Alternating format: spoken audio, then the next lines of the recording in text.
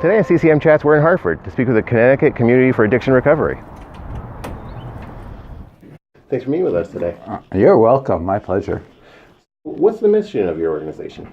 The mission of the Connecticut Community for Addiction Recovery. I could read the whole thing and prove that I actually know it. But what does it mean to you? Yeah, exactly. So that's what I want to talk about. It's really about recovery from alcohol and other addiction. So often we hear of people that get in trouble and go away to treatment where recovery is initiated. Okay. And so the Connecticut Community for Addiction Recovery, or CCAR for short, we're there after the treatment episode to maintain and sustain in recovery. And the way we like to do that too is through a bunch of recovery support services, but we also put our face on recovery. So all of us, like myself, I'm 31 plus years in recovery. Many of us are in actual recovery from an addiction, and we tell our stories. Yeah, and actively pursuing recovery in a variety of ways. I imagine that gives everybody insight into what people are going through. Yes. So imagine like if we were going in front of the legislature or something like that, and we want to promote anything that will support recovery. Yeah.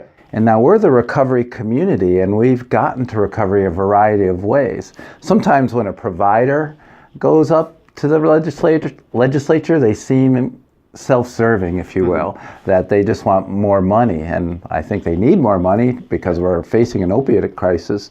But we have a little different spin, that we're more broad, that anything that promotes recovery, we will support. What does a typical day look like at your organization? Well, it depends where you are. Okay. So let's go to the Recovery Community Center, and you never know what might happen there.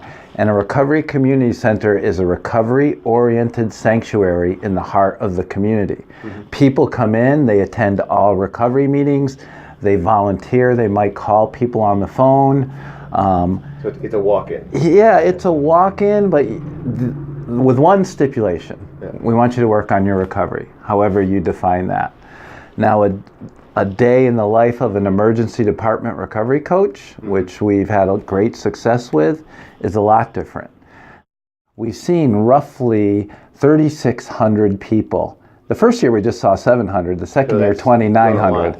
So we get called into an emergency department at the request of the hospital. Okay. And we are professional recovery coaches. We come in, we say, how can we help you with your recovery today? And what does recovery look like for you?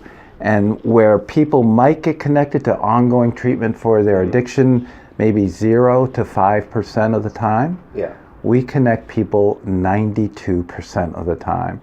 That's a number that even amazes me. So we're making an impact on the opioid epidemic. We're getting people into treatment, giving them a chance at getting well. What are you most looking forward to about participating in the charity Triple Crown? So this opens up a whole new audience for us that we might not have reached. People that are very active in the nonprofit world and care about the cities and towns.